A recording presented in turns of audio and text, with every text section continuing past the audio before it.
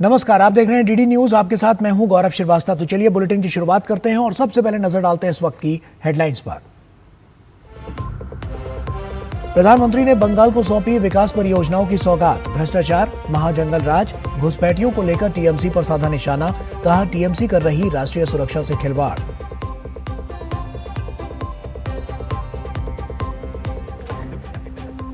PM Modi ने असम में रखी काजीरंगा एलिवेटेड कॉरिडोर की आधारशिला। 2 नई अमृत भारत एक्सप्रेस ट्रेनों को भी दिखाई हरी झंडी।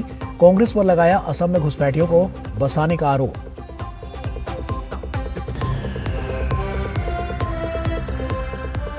नक्सलवाद पर प्रचंड प्रहार लगातार जारी। छत्तीसगढ़ में सुरक्षा बलों को मिली बड़ी सफलता। मुठभेड़ में 2 माओवादियों को किया गया ढेर। भारी मात्रा में हथियार बरामद। ग्रीनलैंड पर अमेरिका और यूरोप में बढ़ी तकरार। कई देशों का विरोध करना पड़ा भारी। अमेरिका ने 10% टैरिफ लगाने का किया ऐलान। मामले पर यूरोपीय देशों की अहम बैठक।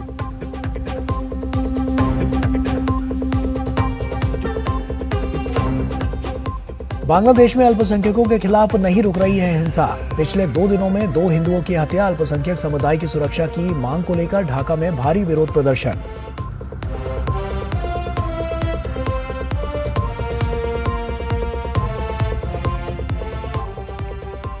मौनी अमावस्या पर दिखा आस्था का रंग। संगम तट पर 4.5 करोड़ से अधिक श्रद्धालुओं ने लगाई आस्था की डुबकी।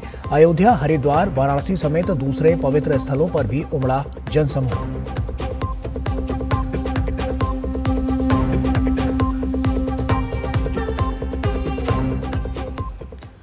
और आइए अब शुरुआत करते हैं। अपने 2 दिन के असम दौरे के दूसरे दिन प्रधानमंत्री नरेंद्र मोदी ने कलियाबोर में महत्वाकांक्षी परियोजना काजीरंगा एलिवेटेड कॉरिडोर का शुभारंभ किया। इस मौके पर पीएम मोदी ने कहा कि भाजपा सरकार इकोलॉजी और इकोनॉमी को एक साथ लेकर चलती है। उन्होंने कहा कि कांग्रेस काजीरंगा का विकास नहीं कर सकती, वो सिर्फ घुसपैठियों की वकालत करती है। पीएम ने कांग्रेस की पूर्ववर्ती सरकार पर असम के साथ न्याय न करने का आरोप लगाया।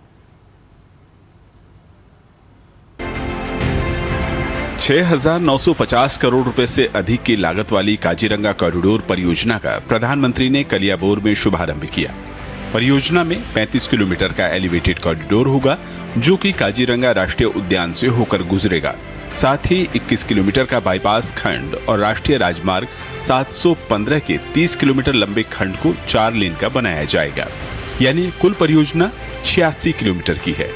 एलिवेटेड कॉरिडोर बन जाने से काजीरंगा वन्य जीवों की निर्बाध आवाजाही सुनिश्चित हो सकेगी। प्रधानमंत्री ने कहा कि साल 2025 में एक भी राइनो के शिकार की घटना सामने नहीं आई है। एक समय था जब काजीरंगा में राइनो के शिकार की घटनाएं असम की सबसे बड़ी चिंता बन चुकी थी। हमने सुरक्षा व्यवस्था को नए सिरे से मजबूत किया। वन विभाग को आधुनिक संसाधन मिले, निगरानी तंत्र सशक्त हुआ, वन दुर्गा के रूप में महिलाओं की भागीदारी बढ़ाई गई। इसका सुखद परिणाम भी सामने आया। 2025 में राइनो के शिकार की एक भी घटना सामने नहीं आई है। कनेक्टिविटी को और बढ़ाने के लिए प्रधानमंत्री ने गुवाहाटी रोहतक, डिब्रूगढ़ लखनऊ अमृत भारत एक्सप्रेस को हरी झंडी दिखाई। उन्होंने कहा कि देश के विकास के साथ ही नॉर्थ ईस्ट भी विकास कर रहा है। अब नॉर्थ ईस्ट दिल्ली और दिल दोनों के पास है। कनेक्टिविटी को लेकर कांग्रेस सरकारों द्वारा कम बजट दिए जाने की प्रधानमंत्री ने आलोचना भी की। जब हम रेल कनेक्टिविटी बढ़ाते हैं तो इसका फायदा सामाजिक और आर्थिक दोनों स्तरों पर होता है। इसलिए नॉर्थ ईस्ट के लिए कनेक्टिविटी का विस्तार बहुत महत्वपूर्ण है। लेकिन कांग्रेस ने कभी इसकी परवाह नहीं की। जब कांग्रेस की केंद्र में सरकार थी तो असम को बहुत कम रेल बजट मिलता था। लगभग 2,000 करोड़ रुपए। अब भाजपा सरकार में इसे बढ़ाकर लगभग 10,000 करोड़ रुपए सालाना कर दिया गया है। घुसपैठ को प्रधानमंत्री ने सुरक्षा, संस्कृति, जल, जंगल, जमीन के लिए खतरा बताया। उन्होंने तुष्टीकरण की राजनीति के लिए कांग्रेस और उसके सहयोगी दलों पर हमला किया। प्रधानमंत्री ने कहा कि कांग्रेस अपनी नीतियों की वजह से देश का भरोसा खो चुकी है, जबकि भाजपा पर विश्वास बढ़ रहा है। यही वजह रही कि तिरुवनंतपुरम और मुंबई में भाजपा ने नगर निगम चुनाव में जीत दर्ज की है, जबकि कांग्रेस घुसपैठियों की राजनीति कर देश की सुरक्षा खतरे में डाल रही है। साथियों, कांग्रेस से आपको बहुत सावधान रहना है। कांग्रेस की एक ही नीति है, घुसपैठियों को बचाओ, घुसपैठियों की मदद से सत्ता पाओ। पूरे देश में कांग्रेस और उसके साथी यही कर रहे हैं। प्रधानमंत्री ने भरोसा दिलाया कि देश के विकास और विरासत के लिए भाजपा सरकारें प्रतिबद्ध हैं, जबकि विपक्षी दल नकारात्मक राजनीति कर रहे हैं। ऐसे में लोगों को ज्यादा सावधान रहने की जरूरत है। कलियाबोर से अमरेंद्र गुप्ता के साथ ब्यूरो रिपोर्ट, डीडी न्यूज। और प्रधानमंत्री नरेंद्र मोदी ने पश्चिम बंगाल में लगातार दूसरे दिन विकास की सौगातें दी। सिंगूर पहुंचे प्रधानमंत्री मोदी ने 830 करोड़ रुपए की विभिन्न विकास परियोजनाओं का शुभारंभ और शिलान्यास किया। इन परियोजनाओं में ढांचागत विकास के बड़े काम शामिल हैं, जिसका फायदा बंगाल के लोगों को बड़े स्तर पर मिलेगा। राज्य की अर्थव्यवस्था को लाभ मिलेगा तो स्थानीय युवाओं के लिए रोजगार के अवसर भी पैदा होंगे।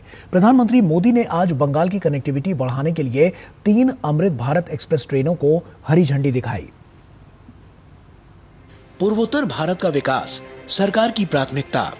इसी कड़ी में पीएम ने जिन परियोजनाओं की शुरुआत की, उनमें बालागढ़ में विस्तारित बंदरगाह द्वार प्रणाली की आधारशिला और कोलकाता में अत्याधुनिक इलेक्ट्रिक कैटामरान का शुभारंभ शामिल है।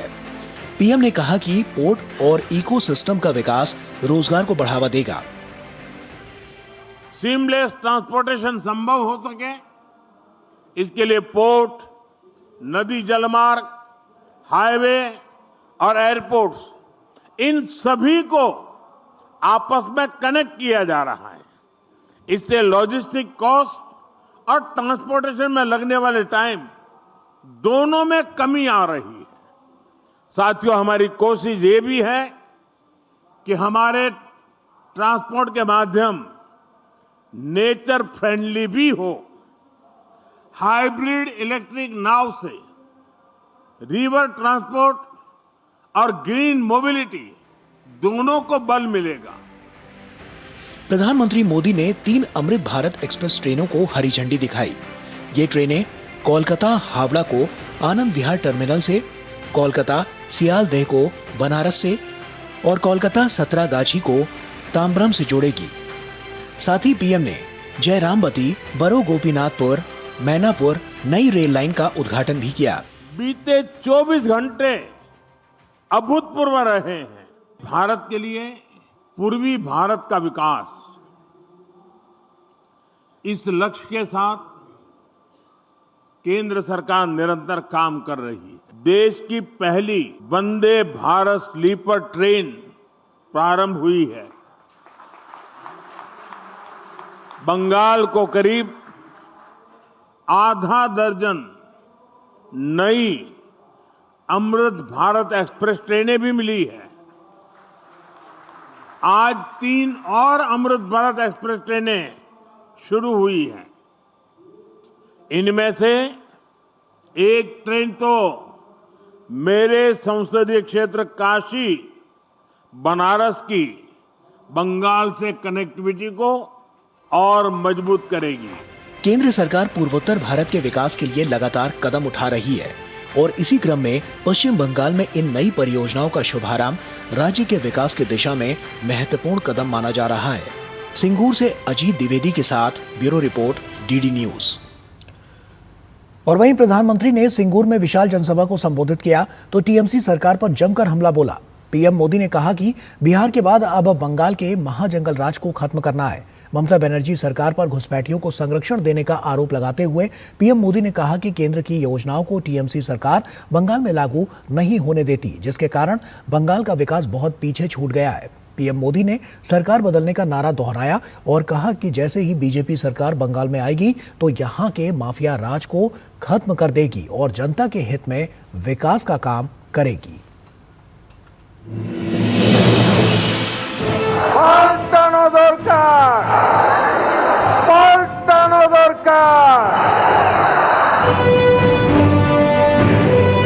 साथियों, समय आ गया है जब घुसपैठ को भी पूरी तरह रोकना होगा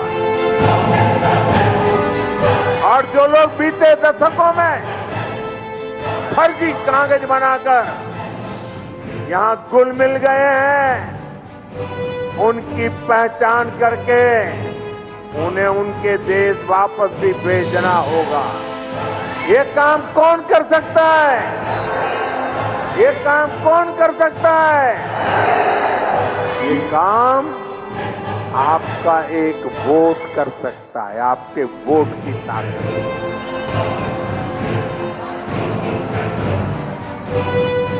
सिंगूर में भाजपा की जनसभा में प्रधानमंत्री ने पश्चिम बंगाल की जनता के सामने तृणमूल सरकार की भेदभाव वाली नीतियों, खराब कानून व्यवस्था, गुंडागर्दी, भर्ती घोटाले और भ्रष्टाचार पर हमला बोला।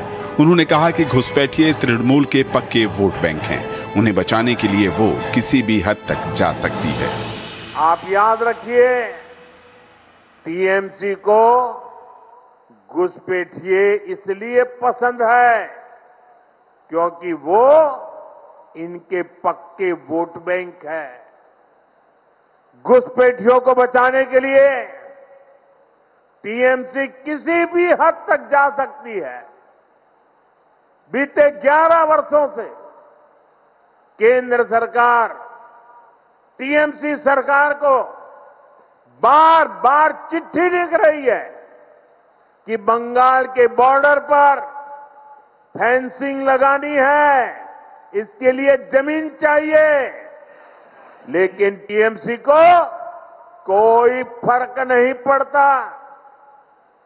टीएमसी ऐसे गिरोहों को संरक्षण देती है जो घुसपैठियों को सुरक्षा देते हैं, उनके लिए फर्जी डॉक्यूमेंट बनाते हैं। केंद्र की जन कल्याण की योजनाओं में अड़ंगा लगाने वाली तृणमूल सरकार को प्रधानमंत्री ने निर्मम सरकार कहा। उन्होंने कहा कि पश्चिम बंगाल में शिक्षा माफियाओं के हवाले है, कानून व्यवस्था गुंडों के, बेटियां सुरक्षित नहीं हैं। ऐसे में एक वोट की ताकत भाजपा की सुशासन वाली सरकार ला सकती है। भाजपा को आपका एक वोट पक्का करेगा कि बंगाल में फिर से संदेश खाली जैसी घटना न हो। भाजपा को आपका एक वोट इस बात को पक्का करेगा कि फिर से बंगाल में हजारों शिक्षक अपनी नौकरी नहीं खोए।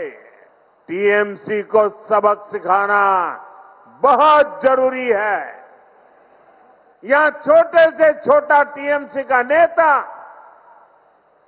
खुद को बंगाल का माई बाप समझने लगा है।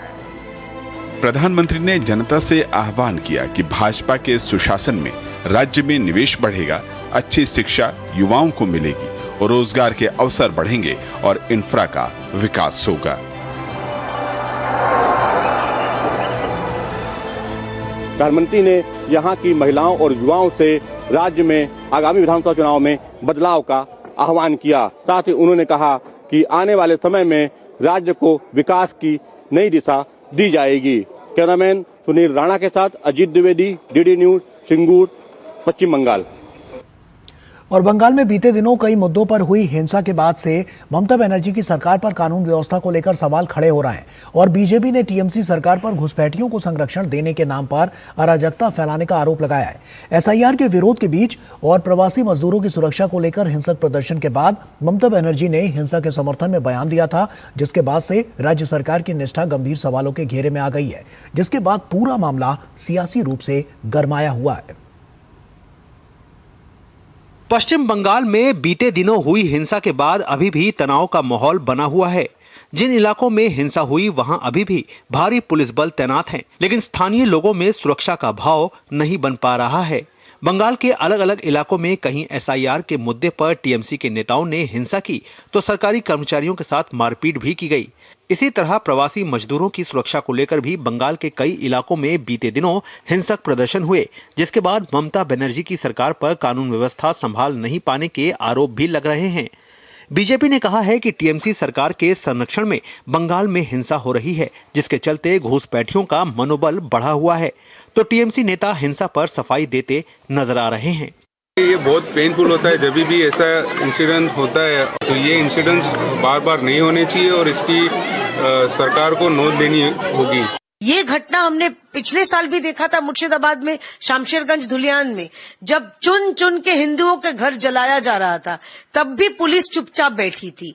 तो ममता बनर्जी की जो पुलिस है वो एकदम असहाय है। बीते दिनों ईडी रेड में ममता बनर्जी की दखलंदाजी और एसआईआर प्रक्रिया के विरोध को लेकर भी बंगाल की राजनीति गरमाई हुई है। केंद्रीय एजेंसी के काम में अड़चन डालने को लेकर सुप्रीम कोर्ट ने ममता बनर्जी को नोटिस भी जारी किया है। इन घटनाओं के बाद बीजेपी ने ममता बनर्जी की नकारात्मक राजनीति पर हमला बोला है। वो विकास से बंगाल वंचित रह गया है केवल ममता बनर्जी की नकारात्मक पॉलिटिक्स की वजह से। ऐसी मानसिकता और ऐसे भ्रष्टाचारियों के लिए बंगाल में कोई स्थान नहीं। जांच में किसी को क्यों घबराना? जांच से किसी को इस तरह नहीं घबराना। अगर कोई जांच से घबराता है तो फिर समझिए कुछ दाल में काला है। रविवार को प्रधानमंत्री ने सिंगूर में विशाल रैली को संबोधित किया। सिंगूर वही जगह है जहां टाटा की नैनो फैक्ट्री लगनी थी और ममता बनर्जी के विरोध के बाद वहां वो फैक्ट्री नहीं लग पाई। पीएम ने सिंगूर से ममता बनर्जी पर राज्य के औद्योगिक विकास को रोकने का आरोप लगाया, तो स्थानीय लोगों ने भी ममता दीदी को इलाके में विकास न करने के लिए घेरा। इस बंगाल में कुछ नहीं उन्नति हुआ है, कुछ नहीं। युवा समाज सब शेष हो गया और हम लोग भी चाह रहे हैं सिंगूर में कुछ न कुछ इंडस्ट्री आएंगे, यहाँ पे सब कुछ होंगे। सिंगूर का भविष्य या बांग्ला भविष्य उन्नति होगा। हम लोगों को बहुत ही उम्मीद है क्योंकि उन्हें महिला को भी बहुत काम दिया है, महिला के बारे में भी बहुत कुछ किया है, इसलिए हम सबको उनके ऊपर भरोसा है। इस बीच एसआईआर के मुद्दे पर भारत निर्वाचन आयोग ने पश्चिम बंगाल सरकार की अपील को खारिज कर दिया है। राज्य सरकार ने 2 विधानसभा क्षेत्रों में मतदाता सूची में फर्जी या अनुपस्थित मतदाताओं के नाम अवैध रूप से शामिल के आरोप में 4 अधिकारियों के खिलाफ निलंबन आदेश को वापस लेने की मांग की थी। चुनाव आयोग ने पश्चिम बंगाल के सीईओ के कार्यालय को सूचित किया है कि जिला मजिस्ट्रेट आयोग के पहले के आदेश के अनुसार इन 4 अधिकारियों के खिलाफ एफआईआर दर्ज कराने की प्रक्रिया आगे बढ़ाएंगे। आगामी विधानसभा चुनाव से पहले ममता सरकार जहां कानून व्यवस्था के मोर्चे पर सवालों के घेरे में है, तो विकास विरोधी छवि के साथ उनके ऊपर घुसपैठियों को संरक्षण देने के नाम पर एसआईआर का विरोध करना भी भारी पड़ता नजर आ रहा है। Bureau report, DD news. और भाजपा नेता शुभेंदु अधिकारी ने बंगाल सरकार पर आरोप लगाते हुए कहा कि राज्य के बांग्लादेश सीमा से सटे जिलों मालदा, मुर्शिदाबाद और कूच बिहार में कुछ कट्टरपंथी अवैध संगठन सक्रिय हैं और उनका कहना है कि ये वही संगठन है जो पहले उत्तर प्रदेश और बिहार में भी सक्रिय थे, लेकिन वहां बीजेपी और एनडीए सरकारों ने सख्त कार्रवाई कर उन्हें खत्म कर दिया। शुभेंदु अधिकारी ने प्रधानमंत्री नरेंद्र मोदी के उस बयान का भी हवाला दिया जिसमें उन्होंने कहा था कि बिहार कभी जंगल राज के लिए जाना जाता था, लेकिन अब स्थिति बदल चुकी है। पूरा जो बॉर्डर डिस्ट्रिक्ट है बांग्लादेश से सटे हुए डिस्ट्रिक्ट, खास करके जो मुस्लिम बहुल डिस्ट्रिक्ट है, मालदा, कूच बिहार, मुर्शिदाबाद, ये सब एरिया में ये सब बैन ऑर्गेनाइजेशन एक्टिव है। यूपी में भी था, बीजेपी खत्म किया, बिहार में भी था, एनडीए खत्म किया, मोदी जी, नीतीश जी खत्म किया, यहाँ भी खत्म होगा, थोड़ा टाइम लग रहा है। आज तो प्रधानमंत्री जी बता दिया जंगल राज नहीं है, महाजंगल राज है। बिहार में भी जंगल राज था। और वहीं महाराष्ट्र के निकाय चुनाव के नतीजों के बाद बीजेपी राज्य की सबसे बड़ी पार्टी बनकर उभरी है। बीजेपी ने कई दशकों के बाद बीएमसी में भी जबरदस्त जीत हासिल की है और इन नतीजों ने महाराष्ट्र की सियासत की एक अलग तस्वीर पेश की है, जहां सीएम देवेंद्र फडणवीस का कद और ज्यादा बढ़ गया है। इस बीच मुंबई समेत अन्य शहरों में भी बीजेपी को मिली जीत के बाद सहयोगी दलों के साथ बैठकों का दौर चालू है और जल्द ही मेयर का नाम तय करने की कवायद चालू हो गई है। बीएमसी चुनाव में भाजपा सबसे बड़ी पार्टी बनकर उभरी है। बीएमसी में पहली बार भाजपा का मेयर बनने का रास्ता साफ हो गया है। मुंबई के 227 वार्डों में से भाजपा ने 89 वार्ड जीते हैं, जबकि शिंदे गुट को 29 सीटों पर जीत मिली है। बहुमत के आंकड़े 114 हैं। मेयर के लिए भाजपा को शिंदे गुट के 29 पार्षदों की जरूरत होगी। बीएमसी में जीत के बाद मुख्यमंत्री देवेंद्र फडणवीस ने कहा कि जो प्रधानमंत्री के साथ है, हम उनके साथ हैं।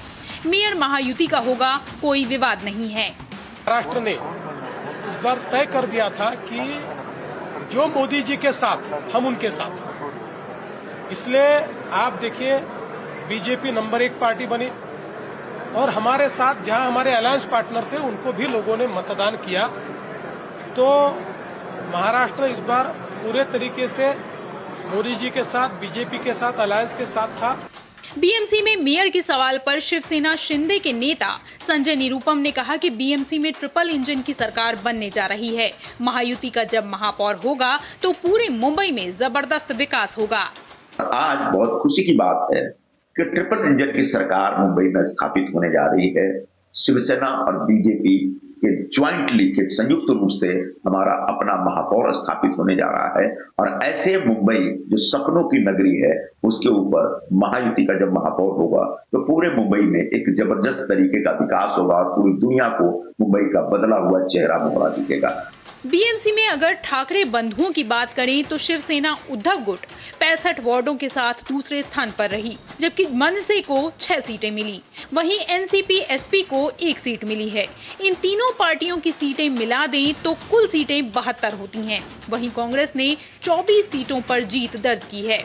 ओवैसी की पार्टी ने 8 सीटों पर और समाजवादी पार्टी ने 2 वार्डों में जीत हासिल की है। अगर पूरा विपक्षी खेमा 1 हो भी जाए तो कुल आंकड़ा 106 होगा, यानी बहुमत से 8 सीटें कम। इसी वजह से महाराष्ट्र में विपक्ष बौखलाया हुआ है और शिवसेना उद्धव गुट की नेता प्रियंका चतुर्वेदी ने एकनाथ शिंदे पर हमला करते हुए कहा कि आज मुंबई की जनता ने दिखा दिया है कि असली शिवसेना कौन है। मुंबई ने ये जरूर दिखाया है कि आप हमारी पार्टी का चुनाव चिन्ह ले सकते हैं, पार्टी का नाम हमसे खींच सकते हैं, पूरे पैसे झोंक सकते हैं, आप कोशिश कर सकते हैं हमारी जो अस्तित्व है कि हम किसी भी तरीके से साम दाम दंड भेद का अस्तित्व खत्म करने की कोशिश करेंगे। पर मुंबई की जनता हमारे साथ खड़ी हुई है। हमारे पास जितने कॉर्पोरेटर्स थे उससे 3 गुना हमें वापस जीत कर भेजा है, एक मजबूत विपक्ष के रूप में भेजा है। चुनाव के नतीजे तो आ गए हैं, लेकिन अभी मेयर का नाम फाइनल नहीं हुआ है। मुख्यमंत्री देवेंद्र फडणवीस ने साफ कर दिया है कि महायुति की बैठक में मेयर पर फाइनल फैसला जल्द लिया जाएगा। पारदर्शी तरीके से बीएमसी चलेगी, जिम्मेदारी से 5 साल चलाएंगे। Bureau report, DD news. और भाजपा के राष्ट्रीय अध्यक्ष पद के लिए आगामी 19 जनवरी को कार्यकारी अध्यक्ष नितिन नवीन द्वारा नामांकन दाखिल किया जाएगा। यह नामांकन विभिन्न राज्यों से एक सेट के रूप में दाखिल किया जाएगा, जहां बीजेपी की संगठन चुनाव प्रक्रिया पूरी हो चुकी है। इन राज्यों से पार्टी के शीर्ष नेता नितिन नवीन के अध्यक्ष पद के लिए प्रस्तावक होंगे और भाजपा ने 16 जनवरी को राष्ट्रीय अध्यक्ष पद के लिए निर्वाचक मंडल के सदस्यों की सूची जारी की थी, जिसमें उन राज्यों के पार्टी के राष्ट्रीय परिषद के सदस्य भी शामिल हैं जहां संगठन चुनाव हो चुके हैं। निर्वाचक मंडल की सूची में कुल 5700 से अधिक नाम शामिल हैं। नितिन नवीन का नामांकन बीजेपी के राष्ट्रीय अध्यक्ष के रूप में सुनिश्चित माना जा रहा है। 20 जनवरी को नितिन नवीन की ताजपोशी तय मानी जा रही है और वह बीजेपी के सबसे युवा राष्ट्रीय अध्यक्ष बनने जा रहा है। नितिन नवीन की इस महत्वपूर्ण नियुक्ति को लेकर पार्टी के भीतर और बाहर उत्साह का माहौल है, क्योंकि वे बीजेपी की स्थापना से लेकर अब तक के सबसे युवा अध्यक्ष होंगे। तेलंगाना में मशहूर डॉक्टर साईं चंद्रा के नेतृत्व में तेलंगाना राज्य के अलग अलग हिस्सों से कई डॉक्टर और दवा क्षेत्र के विशेषज्ञ भारतीय जनता पार्टी में शामिल हो गए। हैदराबाद में भाजपा के राज्य कार्यालय में पार्टी के प्रदेश अध्यक्ष रामचंद्र राव ने सभी को पार्टी का कंधुआ पहनाकर गर्मजोशी से स्वागत किया। उन्होंने कहा कि पहले आपराधिक पृष्ठभूमि वाले लोगों को राजनीति में आने के लिए बढ़ावा दिया जाता था, लेकिन अब ये सकारात्मक बदलाव है कि पढ़े लिखे और समझदार लोग राजनीति की ओर आकर्षित हो रहे हैं। उन्होंने कहा कि प्रधानमंत्री नरेंद्र मोदी के नेतृत्व में युवा वर्ग देश के विकास में भागीदार बन रहा है और शिक्षित वर्ग भारतीय जनता पार्टी को देश के लिए एक आवश्यक शक्ति के रूप में पहचान रहा है। वहीं प्रदेश अध्यक्ष ने पार्टी कार्यकर्ताओं से अपील की है कि वे आने वाले ग्रेटर हैदराबाद नगर निगम चुनाव में भारतीय जनता पार्टी का महापौर बनाने के लक्ष्य के साथ पूरी मेहनत से काम करें। और भाजपा सांसद बांसुरी स्वराज ने आम आदमी पार्टी सरकार पर तीखा हमला करते हुए आरोप लगाया कि आम आदमी पार्टी सरकारी मशीनरी का दुरुपयोग कर मीडिया और फ्री स्पीच का दमन कर रही है। उन्होंने कहा है कि आप सरकार अपनी आलोचना बर्दाश्त नहीं कर पा रही है और लोकतंत्र के चौथे स्तंभ पर लगातार दबाव बना रही है। इसके साथ ही स्वराज ने मुख्यमंत्री आतिशी द्वारा दिल्ली विधानसभा के विंटर सेशन में दिए गए एक बयान को बेहद आपत्तिजनक और अहंकारी बताया है और उनका आरोप है कि आतिशी ने अपने शब्दों से हमारे महान गुरुओं का अपमान किया है, जिससे समाज की धार्मिक भावनाएं आहत हुई हैं। स्वराज ने इसे लोकतंत्र और भारतीय संस्कृति पर हमला बताते हुए दिल्ली की पूर्व मुख्यमंत्री से माफी की मांग की है और ये बात आतिशी के लिए कही है।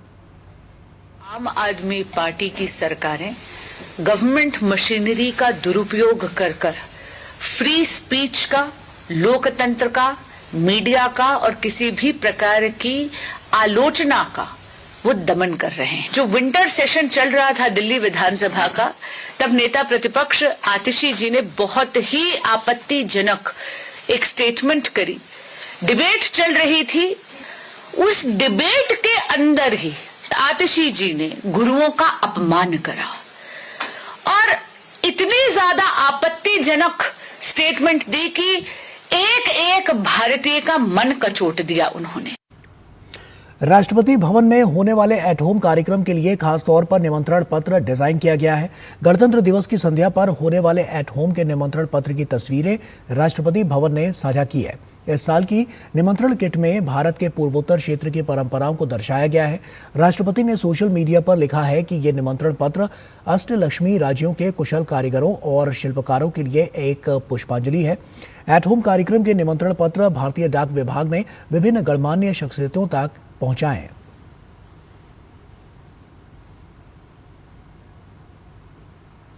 रक्षा मंत्री राजनाथ सिंह ने नागपुर में solar defence and aerospace limited के मीडियम कैलिबर एम्यूनेशन फैसिलिटी का उद्घाटन किया।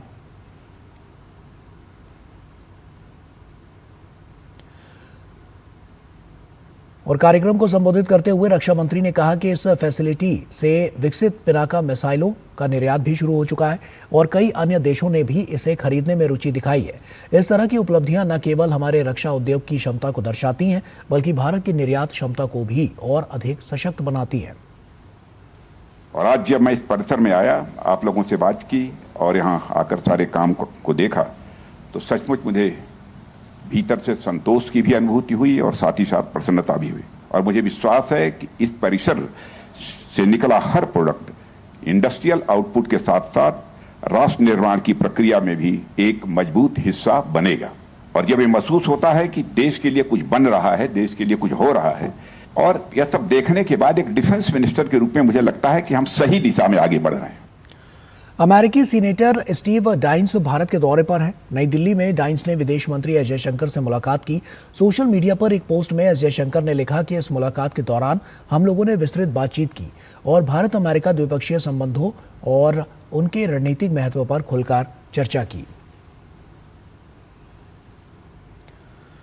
ओडिशा के देवरीगढ़ वन्यजीव अभयारण्य में भारतीय बाइसन या गौर की आबादी में 1 वर्ष के भीतर 28% की उल्लेखनीय वृद्धि दर्ज की गई है।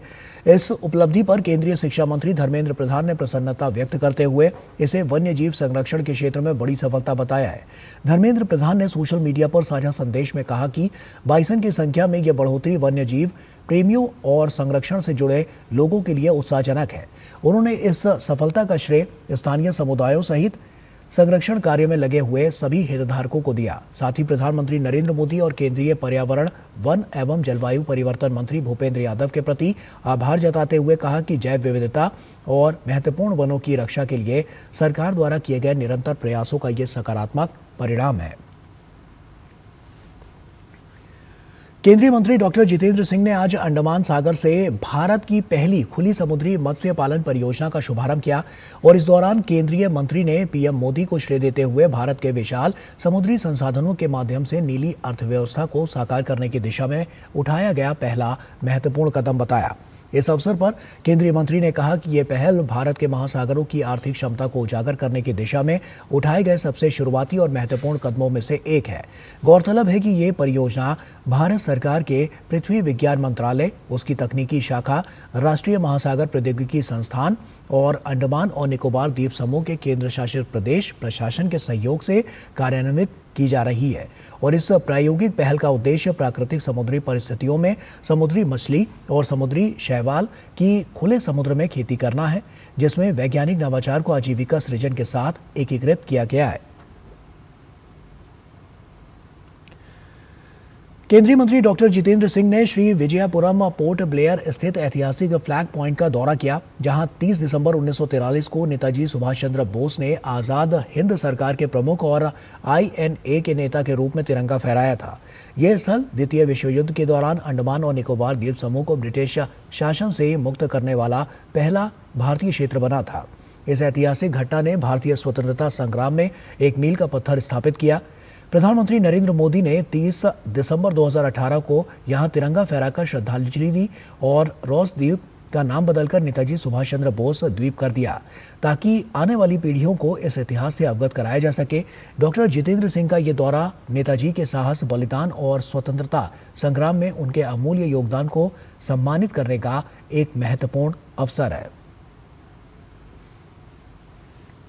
राष्ट्रीय स्वयंसेवक संघ के सरसंघचालक मोहन भागवत ने मुंबई में विहार सेवा ऊर्जा मिलन कार्यक्रम में धर्म को प्रेरक शक्ति बताया। उन्होंने कहा कि जब तक भारतवर्ष धर्म से निर्देशित रहेगा, वो विश्व गुरु बना रहेगा, क्योंकि दुनिया में इस आध्यात्मिक ज्ञान की कमी है। जब तक भारतवर्ष को धर्म ड्राइव करेगा, भारतवर्ष विश्व गुरु रहेगा, क्योंकि दुनिया के पास नहीं है ये ज्ञान, क्योंकि अध्यात्म नहीं है। वो हमारे पूर्वजों की धरोहर है, हमारे पास आई है। हमारे यहाँ पर हमारा सौभाग्य है कि ऐसे संत महात्मा हमको सदा मिलते आए। और संयुक्त अरब अमीरात के राष्ट्रपति शेख मोहम्मद बिन जायद अल नाहयान 19 जनवरी को भारत की आधिकारिक यात्रा पर रहेंगे। वे प्रधानमंत्री नरेंद्र मोदी के निमंत्रण पर भारत आ रहे हैं। यूएई के प्रेसिडेंट बनने के बाद ये उनकी तीसरी आधिकारिक भारत यात्रा है। यूएई के राष्ट्रपति की इस यात्रा से भारत और यूएई के बीच व्यापक रणनीतिक साझेदारी के लिए नई सीमाएं तय होंगी। ये यात्रा आपसी हित के क्षेत्रीय और वैश्विक मुद्दों पर विचारों के आदान प्रदान को भी मजबूती देगी। भारत और यूएई की एक दूसरे के शीर्ष व्यापार और निवेश भागीदारों में शामिल है। दोनों देशों के बीच दीर्घकालिक ऊर्जा आपूर्ति व्यवस्था समेत एक मजबूत ऊर्जा साझेदारी भी है। यूएई के प्रेसिडेंट की इस यात्रा से भारत और यूएई के व्यापारिक और रक्षा संबंध और मजबूत होंगे। उत्तर प्रदेश की राजधानी लखनऊ में हेल्थ टेक कॉन्क्लेव 1.0 शुरू हो गया है और ये कार्यक्रम स्वास्थ्य, औषधि और अनुसंधान के क्षेत्र में उत्तर प्रदेश की उपलब्धियों, मेडिकल टेक्नोलॉजी में निवेश, नवाचार और वैश्विक सहयोग को बढ़ावा देने के उद्देश्य से आयोजित किया गया। मुख्यमंत्री योगी आदित्यनाथ भी इस कॉन्क्लेव में शामिल हुए। मुख्यमंत्री ने अपने संबोधन में कहा कि उत्तर प्रदेश तेजी से मेडिकल टेक्नोलॉजी और हेल्थ केयर इकोसिस्टम का बड़ा केंद्र बनकर उभर रहा है। उन्होंने कहा कि उत्तर प्रदेश इस क्षेत्र का सबसे बड़ा कंज्यूमर मार्केट है। उन्होंने कहा कि 25 करोड़ की आबादी के साथ ही अगल बगल के राज्य और कई देशों की स्वास्थ्य सुविधाओं का भार भी उत्तर प्रदेश पर आता है। पिछले 11 वर्षों में इस क्षेत्र में हुए व्यापक परिवर्तनों के कारण लोगों के लिए स्वास्थ्य सुविधा उपलब्ध करवाना आसान हुआ है।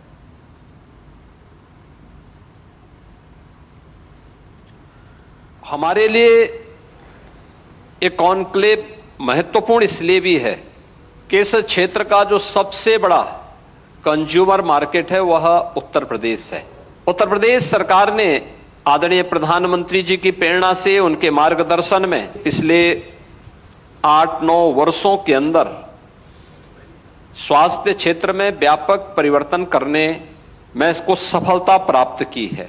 2017 के पहले उत्तर प्रदेश में गवर्नमेंट और निजी क्षेत्र को मिलाकर के कुल 40 मेडिकल कॉलेजेस यूपी में थे और आज उत्तर प्रदेश में 81 मेडिकल कॉलेजेस वर्तमान में पूरी तरह क्रियाशील हैं, 2 एम्स हैं। और दिल्ली की मुख्यमंत्री रेखा गुप्ता ने आरके पुरम में 100 करोड़ की विकास परियोजनाओं का उद्घाटन किया। इस मौके पर मुख्यमंत्री ने क्षेत्रीय इंफ्रास्ट्रक्चर को सुदृढ़ बनाने और नागरिक सुविधाओं में सुधार पर जोर दिया। इन परियोजनाओं में सड़कों, बिजली, पानी और ड्रेनेज जैसे बुनियादी ढांचों का नवीनीकरण शामिल है, जिससे आरके पुरम के निवासियों को बेहतर सुविधा मिल सके। ये उद्घाटन मुख्यमंत्री रेखा गुप्ता की सरकार द्वारा दिल्ली के विभिन्न क्षेत्रों में किए जा रहे तेज विकास कार्यों का हिस्सा है।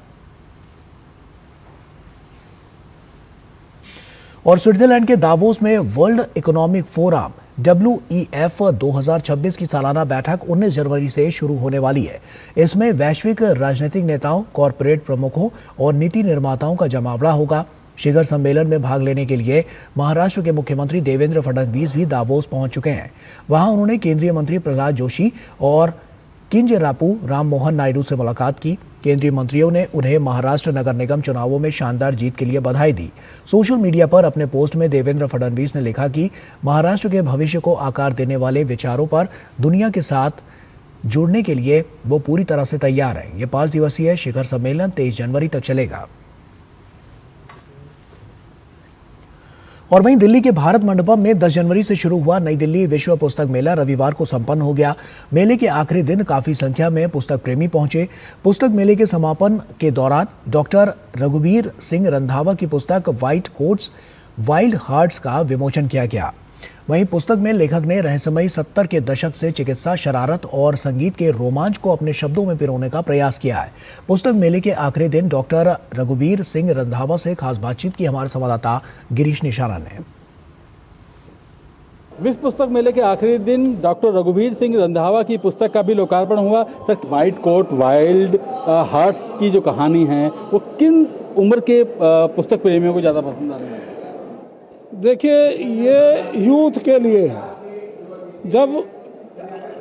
जिस दिन बच्चे नए स्कूल कॉलेज में एडमिशन लेते हैं ना, तो उनको सबको एक वाइट कोट प्रेजेंट किया जाता है और फिर उनको साथ में ओथ होती है, हिपोक्रेटिस ओथ, कि आपने उसको फॉलो करते हुए करना है। तो ये वाइट कोट तो वो हो गया, लेकिन अब जो अंदर हार्ट है वो तो वाइल्ड है ना।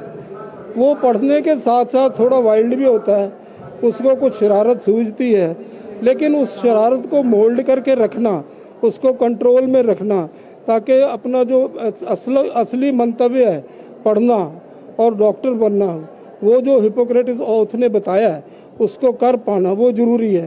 तो उस वाइल्ड हार्ट को कैसे संभालना है, उसके साथ कैसे डील करना है, ताकि एक अच्छे नागरिक, अच्छे डॉक्टर और अच्छे सर्विस करने वाले लोगों को सेवा देने वाले आप डॉक्टर बन सके। डॉक्टर रंधावा जिन्होंने अपने 50 साल पहले और अब तक के तमाम अनुभवों को इस पुस्तक में संजोया है।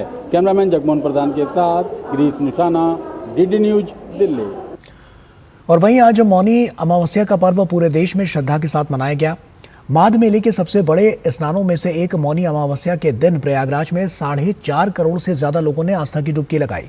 तो देश के अन्य प्रमुख धार्मिक शहरों में भी लाखों श्रद्धालुओं का हुजूम पवित्र स्नान के लिए उमड़ पड़ा। कड़ाके की ठंड और ठंडे पानी में स्नान, ये नजारा है प्रयागराज के संगम तट का, जहां माघ मेले के पावन स्नान पर्व मौनी अमावस्या पर आस्था का जन सैलाब उमड़ पड़ा। वहीं उत्तर प्रदेश के मुख्यमंत्री योगी आदित्यनाथ के निर्देश पर प्रयागराज में मौनी अमावस्या स्नान कर रहे श्रद्धालुओं पर पुष्प वर्षा भी की गई। दूर दराज से आए श्रद्धालु बेहद प्रसन्न नजर आए। स्नान कर लिया और काफी अच्छी व्यवस्था है यहाँ पर, जो महा महीने का जो मेला चल रहा है जनवरी से लेके और 15 फरवरी तक का, बहुत अच्छा यहाँ व्यवस्था भी बहुत अच्छी है। काफी अच्छा लगा, मैं बच्चों सहित परिवार सहित आया हुआ हूँ। काफी अच्छी व्यवस्था है यहाँ पर, बहुत अच्छा लगा, व्यवस्था बहुत अच्छी है और बाकी में इतनी अच्छी भव्य माता रानी के दर्शन हुए, गंगा जल के बहुत अच्छा लग रहा है। बहुत अच्छी व्यवस्था है, बहुत अच्छा नहाए और बहुत अच्छा लगा नहा के। हर हर गंगे। बहुत अच्छा लगा, सच में इतना अच्छा लगा, सुकून मिला बहुत इधर आके। उधर घाट पे जाके इतना अच्छा लगा, बहुत अच्छा लगा हमको। देश के कई भागों में श्रद्धालुओं ने मौनी अमावस्या का पर्व श्रद्धा और विश्वास के साथ मनाया। प्रयागराज के साथ साथ हरिद्वार, वाराणसी, अयोध्या और तमिलनाडु के माइलादुथुराई और थुथुकुडी में आस्था के पल देखने को मिले। उत्तराखंड के हरिद्वार में मौनी अमावस्या के अवसर पर बड़ी संख्या में श्रद्धालुओं ने हरि की पौड़ी पर गंगा नदी में पवित्र स्नान किया, तो वहीं बाबा विश्वनाथ की नगरी काशी में भी बड़ी संख्या में श्रद्धालुओं ने गंगा नदी में डुबकी लगाई। अयोध्या में भी मौनी अमावस्या के अवसर पर श्री राम जन्मभूमि मंदिर में दर्शन के लिए श्रद्धालुओं की भीड़ उमड़ी। तमिलनाडु के माइलादुथुराई में थाई अमावस्या के मौके पर पूम्पुहार बीच पर बड़ी संख्या में श्रद्धालु एकत्रित हुए, तो वहीं थुथुकुडी में श्रद्धालुओं ने हार्बर बीच पर आदि अमावस्या के मौके पर अपने पूर्वजों को श्रद्धांजलि अर्पित की।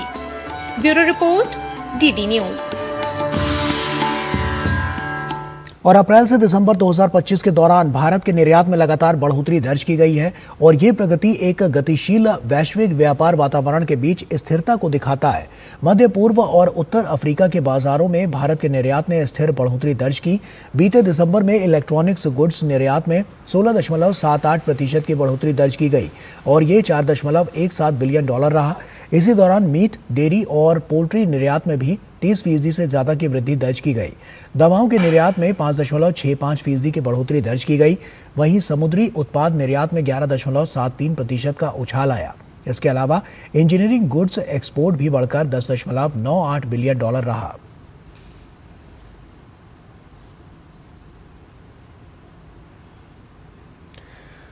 लक्षद्वीप समूह के कवरत्ती, अगाती, अमीनी, एड्रोथ और मिनिकॉय द्वीपों में नौसेना ने नागरिक प्रशासन और अन्य सेनाओं के सहयोग से 5 दिवसीय मुफ्त मल्टी स्पेशलिटी चिकित्सा शिविर लगाया।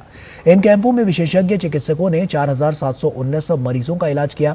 लक्षद्वीप में पहली बार इतने बड़े पैमाने पर किसी कैंप में neurology, cardiology, nephrology, endocrinology, gastroenterology, medicine, surgery, ENT, dental surgery, ophthalmology, dermatology के विशेषज्ञ और सुपर स्पेशलिस्ट चिकित्सकों के जरिए लोगों को स्वास्थ्य सेवा मुहैया कराई गई।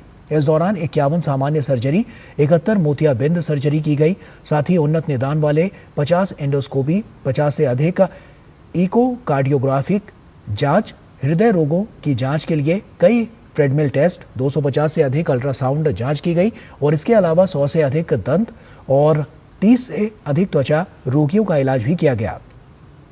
इसके अलावा नौसेना ने अगाती और अमीनी में स्वास्थ्य सुविधाओं को मजबूत करने के लिए 2 ECG मशीनें भी दान की। लोगों के लिए स्वस्थ जीवन शैली, कैंसर जागरूकता, मानसिक स्वास्थ्य और बेसिक लाइफ सपोर्ट संबंधित गतिविधियां भी कराई गई। इन गतिविधियों का लोगों का खूब समर्थन और सराहना इन्हें मिली। तीनों सेनाओं की कोशिशों ने द्वीपों पर उन्नत चिकित्सा सेवा और स्वास्थ्य जागरूकता बढ़ाकर नागरिकों की भलाई की अपनी अटूट प्रतिबद्धता को दोहराया है। 77वें गणतंत्र दिवस समारोह को लेकर देश भर के हवाई अड्डों पर सुरक्षा व्यवस्था कड़ी कर दी गई है। इसी को ध्यान में रखते हुए एयरलाइन कंपनी इंडिगो ने यात्रियों के लिए एक ट्रैवल एडवाइजरी जारी की है। इंडिगो ने अपने संदेश में कहा है कि बढ़ी हुई सुरक्षा जांच के चलते एयरपोर्ट पर सुरक्षा प्रक्रियाओं में सामान्य से अधिक समय लग सकता है।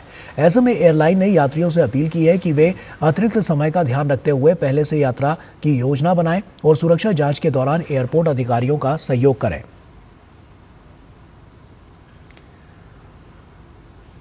सोशल मीडिया पर पश्चिम बंगाल में मतदाता सूची के गहन पुनरीक्षण SIR को लेकर विवाद सामने आया है। एक पोस्ट में दावा किया गया था कि नेताजी सुभाष चंद्र बोस के प्रपौत्र चंद्र कुमार बोस को चुनाव आयोग द्वारा नागरिकता साबित करने के लिए समन भेजा गया है। हालांकि इस पर प्रतिक्रिया देते हुए पश्चिम बंगाल के मुख्य निर्वाचन अधिकारी ने इसे भ्रामक करार दिया। CEO ने स्पष्ट किया है कि गणना प्रपत्र में लिंक कॉलम मतदाता द्वारा खाली छोड़े गए थे। चंद्र कुमार बोस को अन्य सामान्य स्थिति वाले मतदाताओं की तरह ही चुनाव आयोग की अधिसूचना के अनुसार सुनवाई के लिए बुलाया गया है। छत्तीसगढ़ के बीजापुर जिले में सर्च अभियान के दौरान हुई मुठभेड़ में सुरक्षा बलों को बड़ी सफलता मिली है। मुठभेड़ में सुरक्षा बलों ने 2 माओवादियों को मार गिराया है और इसी के साथ 2 दिनों के एनकाउंटर में मरने वाले माओवादियों की संख्या बढ़कर 6 हो गई है। इनमें 4 महिला माओवादी हैं। मृत माओवादियों की पहचान DVCM दिलीप बेड़जा, माड़वी कोसा, लखी मड़काम, राधा मेट्टा के रूप में की गई है। सुरक्षा बलों ने मुठभेड़ के बाद 2 AK-47 राइफल, 1 नग इंसास राइफल, 2 नग 303 राइफल और 1 नग भी बरामद किया है। नेशनल पार्क क्षेत्र में एरिया कमेटी के DVCM दिलीप बेड़जा और अन्य सशस्त्र माओवादियों की मौजूदगी की सूचना पर DRG, कोबरा और STF की ओर से शुरू किया गया सर्च अभियान अभी आसपास के क्षेत्र में जारी है। प्रवर्तन निदेशालय ने अहमदाबाद के Magic Win online betting platform के खिलाफ बड़ा एक्शन लिया है। ईडी ने PMLA की स्पेशल कोर्ट में अभियोजन शिकायत दायर की है, जिसमें 14 आरोपी नामजद किए गए हैं और ये मामला ICC T20 विश्व कप 2024 के मैचों की अनधिकृत स्ट्रीमिंग से जुड़ा हुआ है, जिसके अधिकार स्टार इंडिया के पास थे। मैजिक विन के खिलाफ कार्रवाई करते हुए ईडी ने 2 करोड़ 5 लाख रुपए जब्त किए हैं और म्यूल अकाउंट, हवाला और क्रिप्टो के जरिए पैसे ट्रांसफर होने का खुलासा भी किया है। यह platform UK registered company magic win sports limited का है, जिसके डायरेक्टर पाकिस्तानी नागरिक बताए जा रहे हैं। प्रवर्तन निदेशालय की भोपाल जोनल टीम ने मनी लॉन्ड्रिंग के बड़े मामले में बैंकों को बड़ी राहत दी है। Zoom developers private limited case में ईडी ने कुल 180 करोड़ 87 लाख रुपए की कीमत की संपत्तियों को बैंकों के हक में बहाल कराया है। इनमें से 106 करोड़ 50 लाख रुपए की 3 संपत्तियां पंजाब नेशनल बैंक के नेतृत्व वाले 22 बैंकों के कंसोर्टियम को मिलेंगी, जबकि 74 करोड़ 37 लाख रुपए की 21 संपत्तियां IDBI बैंक के पक्ष में बहाल की गई है। ये कार्रवाई उस धोखाधड़ी मामले में से जुड़ी हुई है जिसमें कंपनी ने बैंकों को करीब 2650 करोड़ रुपए का चूना लगाया था। आपको बता दें कि इंदौर की स्पेशल PMLA कोर्ट ने 17 जनवरी 2026 को यह ऐतिहासिक आदेश पारित किया। और तमिलनाडु के करूर में दिसंबर 2025 में हुई भगदड़ मामले में CBI अभिनेता विजय से फिर से पूछताछ करेगी। CBI ने 19 जनवरी को पूछताछ के लिए समन भेजा है। करूर में यह घटना तब हुई थी जब विजय के कार्यक्रम के दौरान भारी भीड़ जमा हो गई थी, जिससे भगदड़ मच गई और कई लोग घायल हो गए थे। CBI की जांच में ये सवाल उठ रहे हैं कि कार्यक्रम के आयोजन और भीड़ प्रबंधन में कोई लापरवाही तो नहीं हुई। यह घटना तमिलनाडु में एक चर्चा का विषय बन गई है और इसके बाद आयोजकों और पुलिस द्वारा भीड़ प्रबंधन और सुरक्षा के उपायों को लेकर कई सवाल उठाए गए हैं। अब CBI की जांच के बाद यह स्पष्ट होगा कि यह भगदड़ किसी व्यक्ति या संगठन की लापरवाही का परिणाम थी या फिर ये एक अपरिहार्य दुर्घटना थी। और भारत की सबसे बड़ी उद्यमशीलता प्रतियोगिता स्कूल यूथ आइडियाथॉन 2025 का ग्रैंड फिनाले आज IIT दिल्ली में आयोजित किया गया। थिंक स्टार्टअप फाउंडेशन ने CBSE और MEPSC के साथ मिलकर इसका आयोजन किया। स्कूल यूथ आइडियाथॉन देश की अपनी किस्म की पहली राष्ट्रीय प्रतियोगिता है, जिसके तहत स्कूली छात्रों में नवाचार और उद्यमशीलता को बढ़ावा दिया जाता है। नई सोच नया भारत थीम के तहत आयोजित इस प्रतियोगिता में कक्षा 4 से 12 तक के छात्रों ने हिस्सा लिया और अपने प्रोटोटाइप प्रस्तुत किए। गौरतलब है कि राष्ट्रीय शिक्षा नीति 2020 के तहत छात्रों में स्कूली स्तर से ही 21वीं सदी के कौशल, रचनात्मकता और उद्यमशीलता को बढ़ावा देने की बात कही गई है। इसी के तहत स्कूल यूथ आइडियाथॉन जैसी प्रतियोगिताओं का आयोजन किया जा रहा है ताकि स्टार्टअप इंडिया और आत्मनिर्भर भारत जैसी पहलों को बढ़ावा दिया जा सके। दिल्ली मेट्रो रेल कॉरपोरेशन ने भारत सरकार की सेंट्रल विस्टा परियोजना के तहत park street electric receiving sub station का स्थानांतरण और पुनर्निर्माण सफलतापूर्वक पूरा कर लिया है। मूल रूप से 2010 में दिल्ली मेट्रो के दूसरे चरण में बनाया गया ये सब स्टेशन एयरपोर्ट लाइन और वायलेट लाइन को बिजली सप्लाई करता था। सेंट्रल विस्टा प्रोजेक्ट के लिए इसे हटा दिया गया था। बाद में CPWD द्वारा उपलब्ध कराई गई नई जगह पर 2023 में शुरू हुआ पुनर्निर्माण दिसंबर 2025 में पूरा हुआ। नया आधुनिक सब स्टेशन अब एयरपोर्ट लाइन, वायलेट लाइन के साथ साथ इंद्रप्रस्थ से RK आश्रम मार्ग तक बनने वाली सेंट्रल विस्टा मेट्रो लाइन को भी निर्बाध बिजली देगा और ये उपलब्धि दिल्ली मेट्रो के विस्तारित नेटवर्क के लिए विश्वसनीय बिजली आपूर्ति सुनिश्चित करने के साथ साथ राजधानी के आधुनिक और टिकाऊ बुनियादी ढांचे के विकास में एक महत्वपूर्ण कदम है। दिल्ली पुलिस की क्राइम ब्रांच ने एक बड़े अंतर्राज्यीय वाहन चोर गिरोह का भांडाफोड़ करते हुए 3 आरोपियों को गिरफ्तार किया है। पुलिस ने इस कार्रवाई के दौरान आरोपियों के पास से 16 हाई एंड लग्जरी कारें बरामद करने में सफलता हासिल की है। ये गिरोह दिल्ली से गाड़ियां चुराकर उनके फर्जी दस्तावेज तैयार करता था। गिरफ्तार किए गए आरोपी दिल्ली, पंजाब और चंडीगढ़ के रहने वाले बताए जा रहे हैं। गिरोह का मुख्य सदस्य अमनदीप चोरी की गाड़ियां पंजाब में दमनदीप की सप्लाई करता था और ये सभी आरोपी अरविंद शर्मा की मदद से गाड़ियों के जाली कागजात तैयार कर उन्हें बाजार में बेचते थे। फिलहाल पुलिस पकड़े गए आरोपियों से पूछताछ कर गिरोह के अन्य नेटवर्क का पता लगा रही है। देखिए, हमारे इंटर स्टेट सेल ने अभी तक 3 व्यक्तियों की गिरफ्तारी कर ली है। इसमें एक व्यक्ति को हमने पंजाब से गिरफ्तार किया, एक को चंडीगढ़ से और एक को दिल्ली से। 16 गाड़ियां रिकवर कर ली हैं हमने, जिसमें 8 Fortuner, 5 Kia Seltos, 1 Thar, 1 venue और 1 क्रेटा गाड़ियां शामिल हैं। इसमें दिल्ली से जिस व्यक्ति को हमने गिरफ्तार किया उसका नाम अमनदीप है। अमनदीप का काम मुख्यतः दिल्ली से चोरी की गई गाड़ियों को पंजाब तक पहुंचाना, पंजाब में दमनदीप के पास। दमनदीप का काम था गाड़ियों के चैसी नंबर को टैंपर करना। और अरविंद शर्मा, जिसको भी हमने गिरफ्तार कर लिया है, ऐसे लोगों की मदद से गाड़ियों के फेक फोर्ज्ड डॉक्यूमेंट्स बनाकर उनको रजिस्टर करवाना। और तेलुगु सिनेमा के दिग्गज अभिनेता, निर्माता, निर्देशक, स्क्रीन राइटर और आंध्र प्रदेश के पूर्व मुख्यमंत्री नंदमुरी तारक रामाराव यानी NTR की 30वीं पुण्यतिथि पर परिवार, तेलुगु देशम पार्टी के नेताओं और प्रशंसकों ने उन्हें श्रद्धांजलि दी। इस अवसर पर राजमुंदरी की सांसद पुरंदेश्वरी, आंध्र प्रदेश के मंत्री नारा लोकेश, हिंदूपुर विधायक बालकृष्ण, NTR की पत्नी लक्ष्मी पार्वती, अभिनेता जूनियर NTR और कल्याण राम ने समाधि पर पुष्प अर्पित किए। NTR गार्डन में बड़ी संख्या में प्रशंसक जुटे और अपने प्रिय नेता व अभिनेता को भावभीनी श्रद्धांजलि दी। नेपाली कांग्रेस की अंदरूनी लड़ाई कोर्ट तक पहुंच चुकी है और पार्टी के शेर बहादुर देउबा गुट ने गगन थापा गुट को नेपाल चुनाव आयोग की ओर से आधिकारिक दर्जा देने के फैसले को सुप्रीम कोर्ट में चुनौती दी है। नेपाली कांग्रेस के शेर बहादुर देउबा के नेतृत्व वाले गुट ने नेपाल के सुप्रीम कोर्ट में एक रिट याचिका दायर कर पार्टी के गगन थापा गुट को आधिकारिक दर्जा देने के चुनाव आयोग के फैसले को चुनौती दी है। पूर्व अध्यक्ष शेर बहादुर देउबा और पूर्व कार्यवाहक अध्यक्ष पूर्ण बहादुर खड़का के प्रतिनिधि के तौर पर श्रवण कुमार श्रेष्ठ ने याचिका दायर कर चुनाव आयोग के फैसले को रद्द करने और 20 जनवरी को होने वाले चुनाव के लिए उम्मीदवारों के नामांकन को निलंबित करने की मांग की है। श्रवण कुमार ने आरोप लगाया है कि 12 से 14 जनवरी को हुए अधिवेशन में गगन थापा का निर्विरोध निर्वाचन और NC की नई केंद्रीय कार्य समिति गैर कानूनी है।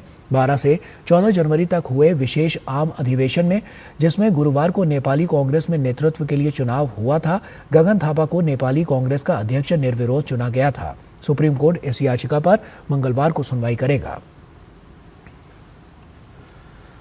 बीते साल से बांग्लादेश में शेख हसीना के अपदस्थ होने के बाद से शुरू हुए अस्थिर हालात अभी भी जारी हैं। बांग्लादेश में हिंदुओं के खिलाफ बड़ी संख्या में हिंसा हो रही है। हिंदुओं की हत्याओं सहित उनकी संपत्ति को नुकसान पहुंचाने का सिलसिला जारी है।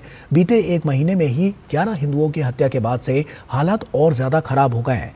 कल भी एक हिंदू व्यक्ति की हत्या के बाद से बांग्लादेश में अल्पसंख्यक समुदाय ने सुरक्षा की मांग और ज्यादा तेज कर दी है और सभी घटनाओं की न्यायिक जांच की मांग की है।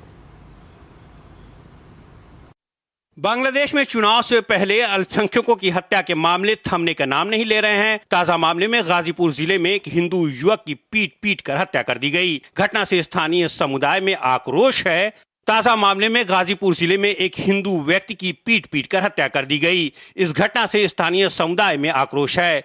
स्थानीय मीडिया के मुताबिक पीड़ित की पहचान 55 साल के लिटन चंद्र घोष के तौर पर हुई है, जिन्हें काली के नाम से भी जाना जाता है। घोष की 12 नगर रोड पर Baishakhi sweet meat and hotel नाम की मिठाई की दुकान थी। शनिवार सुबह जब झगड़ा हुआ तो घोष दुकान पर मौजूद थे। बताया जा रहा है कि मामले में आरोपी परिवार का एक आदमी घोष की दुकान पर पहुंचा, जिससे स्टाफ से बहस हो गई। मामला इतना बढ़ा कि आरोपी ने लिटन को घूंसे और लात मारकर गिरा दिया, जिससे वो जमीन पर ही गिर पड़े और मौके पर ही उनकी मौत हो गई। पुलिस ने मामले में एक परिवार के 3 सदस्यों की हिरासत में ले लिया है। स्थानीय हिंदू समुदाय में गहरी असुरक्षा और भय व्याप्त है।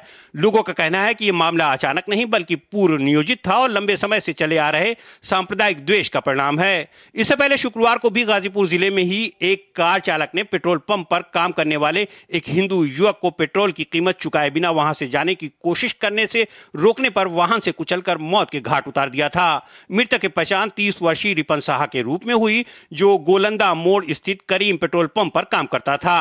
पुलिस ने गाड़ी जब्त कर उसके मालिक और ड्राइवर को गिरफ्तार कर लिया है।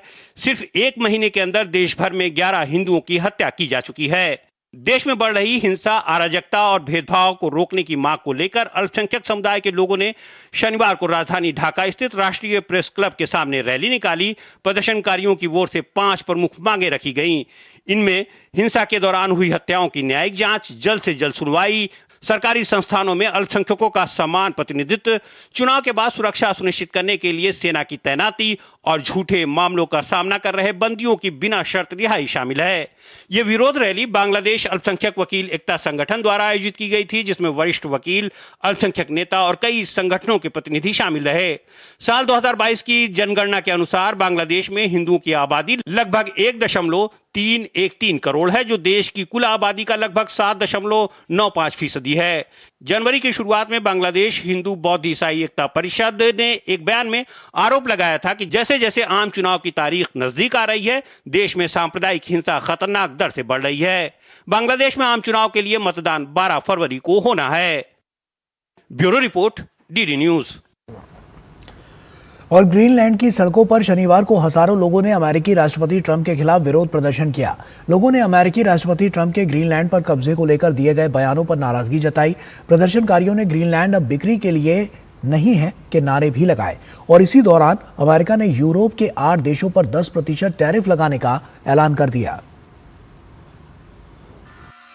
ग्रीनलैंड को अमेरिका में शामिल करने के प्रस्ताव पर डोनाल्ड ट्रंप का विरोध करने वाले 8 देशों पर अमेरिका ने 10% अतिरिक्त टैरिफ लगाने का ऐलान कर दिया है। राष्ट्रपति ट्रंप ने कहा है कि Denmark, Norway, Sweden, France, Germany, UK, Netherlands और फिनलैंड पर 10% का अतिरिक्त टैरिफ लगाया जाएगा, जो 1 फरवरी से लागू हो जाएगा। साथ ही ट्रंप ने यह भी कहा कि यह टैरिफ बढ़कर 25% तक जा सकता है और ये तब तक जारी रहेगा जब तक कोई समझौता नहीं हो जाता। ट्रंप के टैरिफ लगाने के ऐलान की चौतरफा निंदा हो रही है। इटली की प्रधानमंत्री जॉर्जिया मेलोनी ने कहा है कि नए प्रतिबंध लगाना एक गलती होगी। इसे लेकर उन्होंने राष्ट्रपति ट्रंप से बात भी की है। वहीं ब्रिटेन के प्रधानमंत्री कीर स्टारमर ने इस कदम को पूरी तरह से गलत बताया है, जबकि फ्रांस के राष्ट्रपति इमैनुअल मैक्रों ने भी इसे अस्वीकार करार दिया है। ब्रिटेन में ट्रंप के खिलाफ विरोध का स्वर तल्ख होता जा रहा है। यूरोपीय देश लगातार डेनमार्क के समर्थन में एकजुट दिखा रहे हैं। इन देशों को मानना है कि आर्कटिक क्षेत्र की सुरक्षा नाटो की साझा जिम्मेदारी होनी चाहिए। हाल ही में France, Germany, Sweden, Norway, Finland, Netherland और ब्रिटेन ने ग्रीनलैंड में सीमित संख्या में सैनिक भी भेजे हैं। ग्रीनलैंड बेहद कम आबादी वाला डेनमार्क का एक स्वायत्त क्षेत्र है, लेकिन अपनी भौगोलिक स्थिति के चलते काफी अहम माना जाता है। ये उत्तरी अमेरिका और आर्कटिक के बीच स्थित है। यहाँ पर प्राकृतिक संसाधनों और दुर्लभ खनिजों की बहुलता है। अपनी भौगोलिक स्थिति के चलते दुनिया के व्यापार के लिहाज से भी ग्रीनलैंड बेहद अहम है। यही कारण है कि कई देश इस क्षेत्र पर अपना नियंत्रण चाहते हैं। अमेरिका पिछले 150 साल से ग्रीनलैंड को खरीदने की जुगत में है और इस बार ट्रंप साम, दाम, दंड, भेद सभी माध्यमों का इस्तेमाल कर हर हाल में ग्रीनलैंड को अमेरिका में मिला लेने की फिराक में है। हालांकि ग्रीनलैंड के स्थानीय निवासी ट्रंप की योजना से इत्तेफाक नहीं रखते हैं। एक सर्वे के अनुसार ग्रीनलैंड के 85% लोग अमेरिका में शामिल होने के खिलाफ हैं। शनिवार को ग्रीनलैंड की राजधानी नूक में ट्रंप की योजना के खिलाफ प्रदर्शन हुए। प्रदर्शनकारियों ने ग्रीनलैंड बिकाऊ नहीं है, ग्रीनलैंड वासियों का है जैसे नारे लगाए। ग्रीनलैंड के प्रधानमंत्री येंस फ्रेडरिक निल्सन भी प्रदर्शन में शामिल हुए। Bureau report, DD news. और इसी के साथ फिलहाल इतना ही। दीजिए इजाजत, नमस्कार।